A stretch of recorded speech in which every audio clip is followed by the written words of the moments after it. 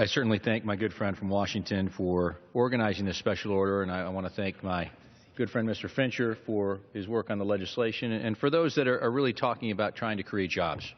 And really what we're talking about here in terms of the XM Bank, the Export-Import Bank, it's a bipartisan piece of legislation that we're looking to reauthorize. We're looking to make sure that, again, we're creating jobs. The reauthorization of the bank, for those that might have forgotten and for those that may be tuned in, Mr. Speaker, in 2012, the reauthorization passed on a suspension vote of 330 to 93. It passed the Senate 78 to 20. This wasn't 3 decades ago. This was 3 years ago. So the reason to support reauthorization of the XM Bank, and I appreciate my good friend Mr. Collins talking about XM equals jobs, and I do believe that's the case.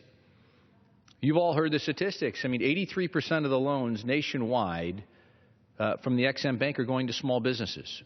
Small businesses create 2/3 of the net new jobs in our nation. And I have to tell you, in talking to my colleagues around this very body, the number one issue that we encounter is the fact that it's jobs in the economy. We want to create and make sure that there is a robust amount of good, high-paying careers. XM Bank enables those small businesses to be able to keep their doors open, to be able to ship to 96% of the world's consumers, which happen to be outside of the United States. It's interesting to me, and when we talk about this, because there's a lot of big businesses out there that have the ability and the resources to put a plant over in places like Malaysia or Germany or those other places. It's the small businesses that oftentimes don't have that ability. You heard me having a conversation with Mr. Collins earlier about someone that came into my office talking about the fact that they manufacture tractors. The tractors aren't big tractors. They're fairly small tractors, but the tractors cost about $1 million a piece.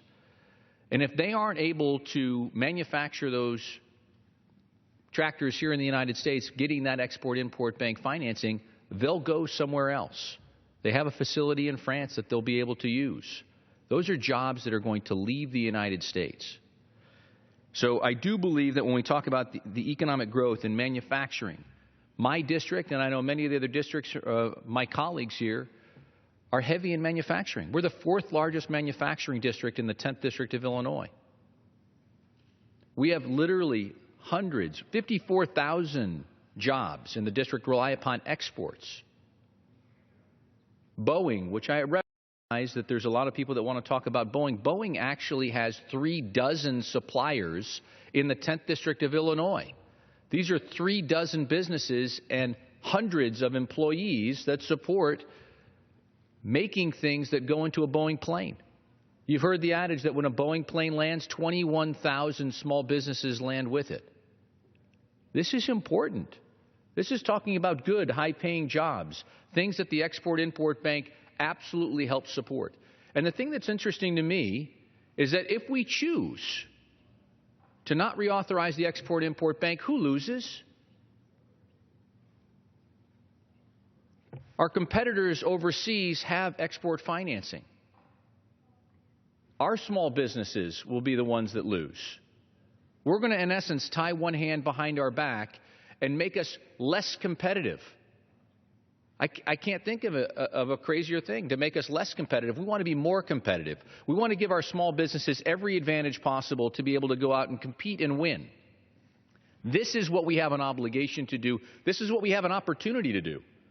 And so I am delighted to be able to stand up here with my friends to talk about, in a bipartisan way, actually, why it is important that we reauthorize the Export-Import Bank. Because there are jobs, there are businesses in Vernon Hills and Wheeling, Lincolnshire, Northbrook, Waukegan, Glenview, Des Plaines, Gurnee, Elmhurst, Lake Villa, Bannockburn, Mount Prospect. These are all towns in the 10th District that have companies that utilize the Export-Import Bank. This is not some random deal. This is something that small businesses utilize in order to make sure that they can sell their goods to places all over the globe. Places, France, Germany, India, China. It's super that we give them the opportunity to not only make it here in America, but be able to send it all over the globe. Mr. Speaker, if we're looking for an opportunity to end a government program, listen, I'm all for government accountability and trying to make sure that the government is smaller and more responsive.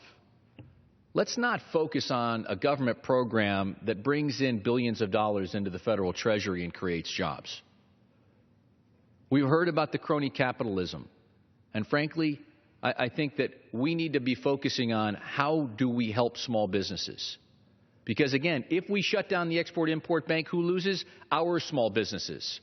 Not the small businesses that they compete against that may be overseas, because they will have an export financing arm. As my friend Mr. Collins was talking about before, listen, if the private sector and the private sector banks would do it, I understand. But there's a lot of those private sector banks, a lot of those local community banks, even those mid-sized banks, when they see the collateral go overseas that they can't touch, they can't get back, their answer when they walk in for $1 million of financing to send that tractor overseas, the answer is no. And guess what? They can't hire that next individual to create and make that tractor. We need export financing. We need to make sure that the Export-Import Bank has some restructuring.